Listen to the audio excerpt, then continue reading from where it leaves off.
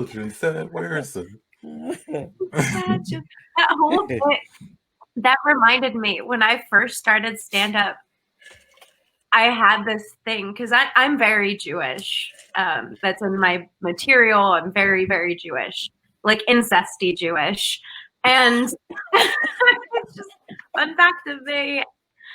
And I had this joke about the Holocaust. And I know how that sounds. And it was a horrible joke, but I thought it was like really funny. And so I'm up on stage and I say it, and the room is silent. And then after it's silent, I just get one lady in the front who's like, boo! And I was like, I was new, so I didn't know how to react to that. And I was like, you don't get it. You're not Jewish. And then I hear silence. I am Jewish. I was like, and did everyone start laughing after that? Like, you got me. Yeah, it was horrible. You didn't shop your Holocaust joke to a couple of fellow Jews to see how it would play. No, there's nothing like being upstaged by an audience member in comedy. That's just like, that's the peak. I'm forever chasing that high. Sorry, my cat. Yeah, it's clear you still remember her face. It sounds oh, like that bitch! I remember that woman. I remember. Yes, I will remember her for forever. I hear you that. I hear that comedians learn more from bombing than they do from doing well. That's part of the pain that you get addicted to, I think. God, it's horrible to bomb. Because, like, unlike an improv, you know. You can bomb an improv. We did great. Yes, and we can do better next time. Yeah. Yeah. But in stand-up, it's only you. And then you're like, wow, I'm a horrible person. And then you have to reevaluate everything. Yeah, I remember one time I went to an open mic at a bar, and this guy, he was on stage, he was bombing, and then right after his show, you see him get off stage and then just walk out, just walk across the street into the night. It's like, that looks like a lonely walk. Oh, it is. I've sat in the green room before for like an hour just waiting for the show to end so people would leave before I had to. You know what's even worse than that? And this will shock you. When you do really good and then people make a point to come up to you afterwards and, you know, you're like, I was so good. I'm so funny. And then they come up to you and they're like, you are so brave. And it's like, well, I was going for funny.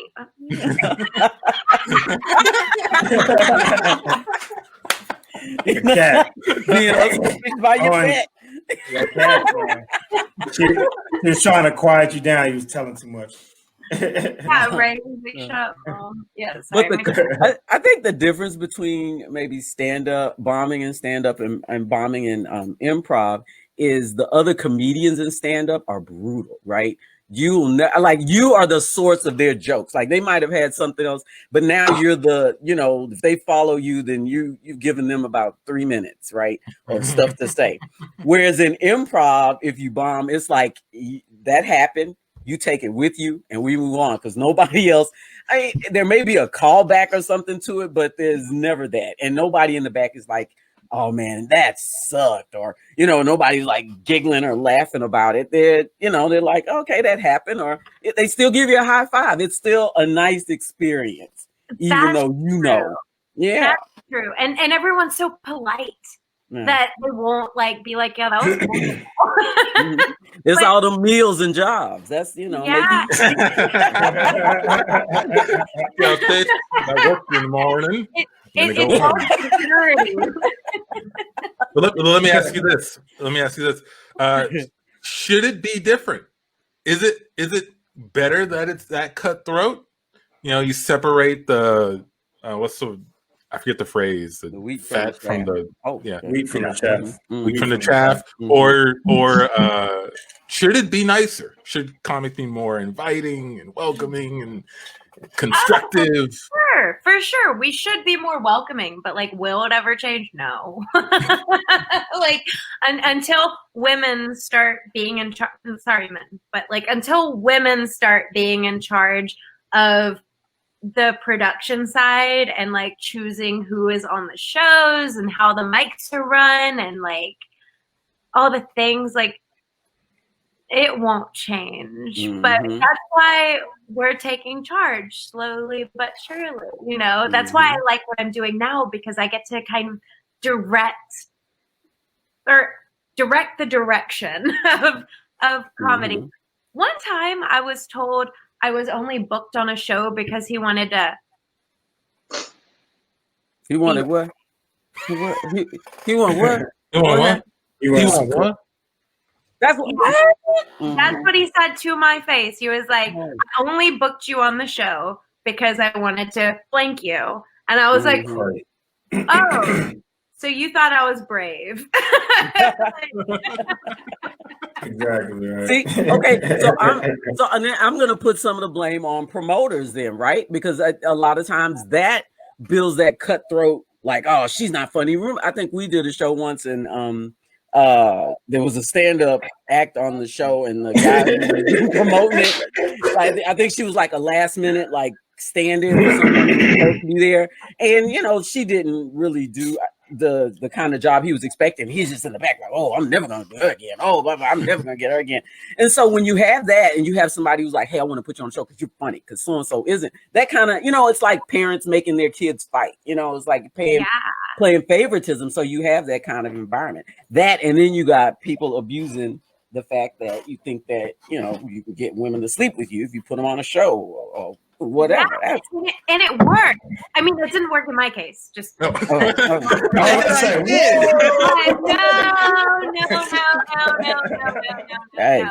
But I know that it does work. And like, that's why if you notice the difference of female and male comedians, like, guys go up, they haven't brushed their hair in forever. They come in like a zipped up jacket, like a dirty t-shirt, dirty jeans, you know, messed up shoes. And then the girl out of bed, sits up, you know, looking, hair done, makeup, like, and it's like, oh, the difference is real. The difference is real. Yeah, it is.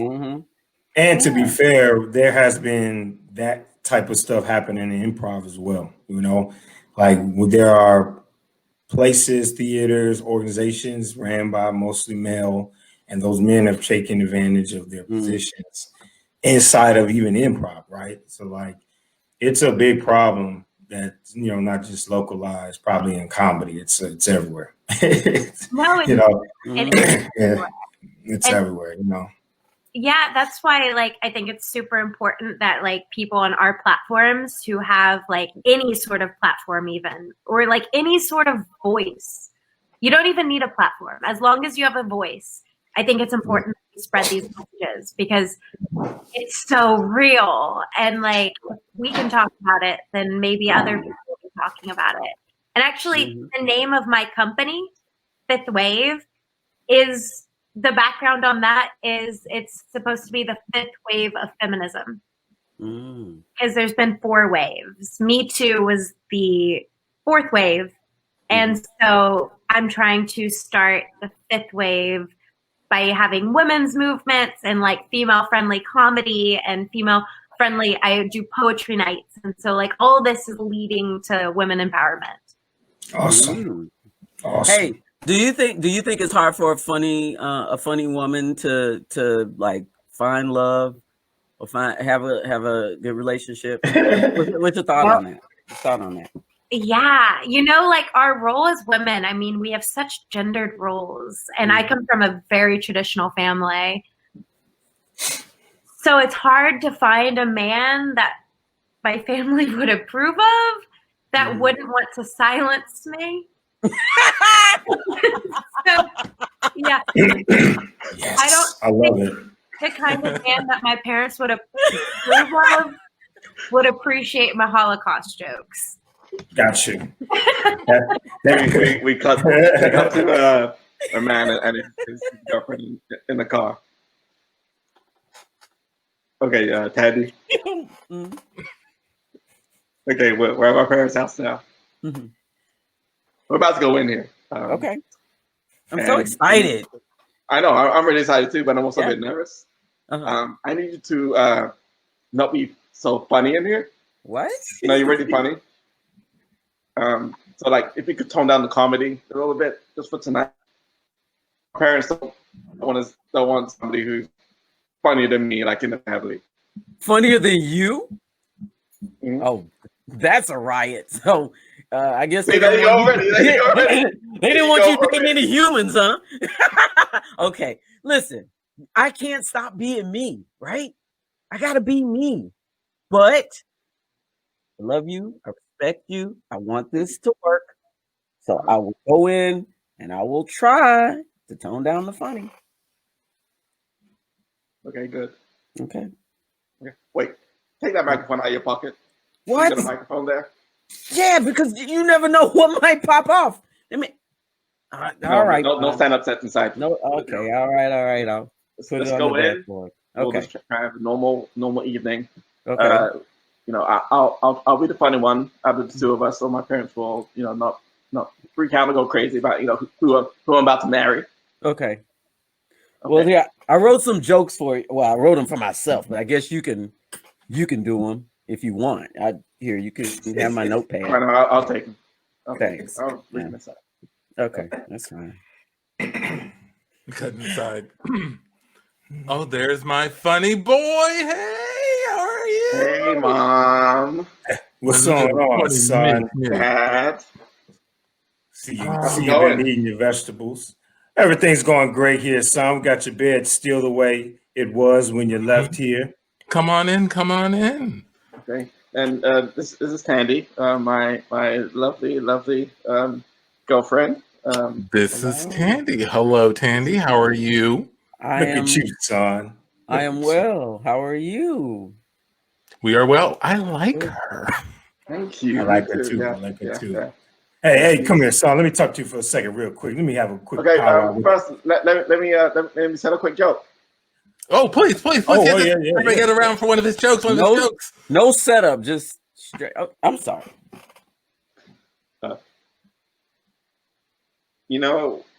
When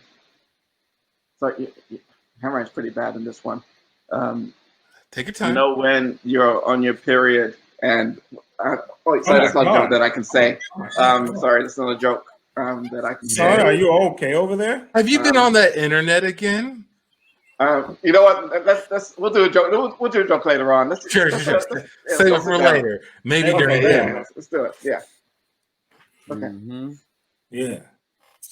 Son, you boys were gonna talk. Yeah. I'm gonna talk to him. You gals go ahead and go in the other room. Me and the old boy gonna have a man-to-man. I'm pulling out the big cigars, son. Here goes one. Great. Yeah, the big cigars. You never let me, have a big cigar with you before. This is the first time, Dad. Well, son, you are about to cross over into the new threshold, man. And I'm gonna help you. Yeah, your mother wants grandchildren. So I'm gonna need you guys to hurry up and get married and get the working. Okay. Meanwhile, we in the other room. So let me show you his childhood photo album. Oh yes, I've been wanting to Some see what great pictures like here. Look at this one. He did have very intense braces for most of his young life. As you can see there, it's wow, that gap is amazingly large. Mm-hmm. It looks like looks like his teeth were having a disagreement and went to court and got divorced. That's Hey! Oh my gosh! that's the funniest thing I've ever heard. Your laugh is beautiful. You must not laugh a lot. Wow. I thought I did. I thought I laughed a lot, but that's the funniest thing I've ever heard. We come back to the boys. All right, so we already went down the checklist, right, on this girl. Mm-hmm. Run the checklist. Run the checklist. Run the checklist, man. Does she meet the checklist, son? Yeah, I think she does. She's number one at the very top, that we agreed on. She's not funnier than me, which is what you wanted because, you married a woman who wasn't as funny as you. Sure wasn't. So I'm following in the family footsteps. It's a good set of footsteps too, son. I mean, look how well I did for you. All right. I did a damn good job raising you, son. You make me proud. We cut back to the women. You're destroying this family photo album. I should be mad at you making fun of my son, but these are so funny. Look at this one. Look at this one. So he had an afro in 7th grade. It wasn't well maintained. At all. Did that give you any inspiration? I won't tell. Just keep going. That fro looks like it's sunny side up. one side is picked and the other side's laying flat. I mean, what was going on with that kid's head? Were y'all living on a farm? Was it? This isn't even my good stuff. Can I tell you something? I sometimes I'll open this photo album. I'll say things like that to myself. I said, "Did my boy have a tumbleweed on his head?" Like, I don't tell my husband. Don't tell my husband. Why don't you? You're so funny. No. Oh And my if God. you want to marry our son, you will tone that down, young lady. This is between us. He can't know. My husband can't know. No one can know. That is the secret to a happy marriage. This sounds so sad. We cut back to the boys. Now I'm gonna let you in on a little secret, son. Okay. It's some I never told anybody, not including your mother. Wow. Okay. Your mother was a talented stand-up comedian when I first met her, son. We both started off as open mics, and in 3 shows, she had leaped up, started touring with some of the biggest acts in the country. And I ain't gonna lie to you, it pissed me off, son. Wow, this is a major revelation. Dad, you're the funniest person I know. But now you're telling me that mom, like dry mom who never makes a joke, Well, that never wasn't- cracks a smile, is funnier than you? Well, that wasn't the secret. I was getting to the secret. The secret is I called up one of my buddies and told him I wanted him to pretend that he was a witch doctor and put a spell on my wife if she ever told a joke around me. Something crazy would happen to our child, all right? And that child is you, okay? And I just want to let you know, I know your girl is funnier than you. I can sense it. Me and your mom were looking out the window the whole time when she was shitting on you, what it looked like from our gaze, I didn't like what I saw. But my guy still does magic. If you want me to call him and she ever gets too hyped, call my buddy Ron. He'll take care of that for you. Cut back to the women, and yeah, he had this weirdo who did this like spell or whatever. It was the dumbest thing I've ever seen. It was, but he's my husband. I love him. I'll tell you what does work. I like to go to sad children museums every weekend. Oh. Call it my therapy. Oh wow! I can imagine that would really tone down the funny. It does. Looking at if I feel it building up, I'll go there. If I see a microphone, I'll go there. I'm sorry. I know you're talking, but I'm getting a little weak. Do you have any sugar packets or anything here? It's seen, and that is the Can't Tell Us Nothing show, everybody. Thank you for listening. Thank you, Debbie Silverman, for being our special guest. Let the people know where they can find out more about you and what you do. Oh, that was amazing. That made me feel very bleak about my future relationship. Secret to a happy marriage. One person staying silent and making themselves real small. People can find out about any of the shows that I talked about, the poetry, comedy, any of the future shows coming up on Fifth Wave Productions. That's with the number 5. Or they can follow me on Instagram, and I basically post the same stuff at Debbie, DEBBIESI, on Instagram. There we go. Great, yeah. And if you want to find out more about what we do, we're also on Instagram at CTUNImprov. We're also on Facebook. We're also on Twitter, YouTube. We have a website, CTUNImprov.com. You check us out on the Mockingbird Network /CTUN. Find all these episodes. It's all good stuff. Look us up. Google us, CTUNImprov. But yeah, that's about it for us. So for John, for me, for Candy, for myself, and for Debbie, thank you again. That's the Can't Tell Us Nothing show. We are out.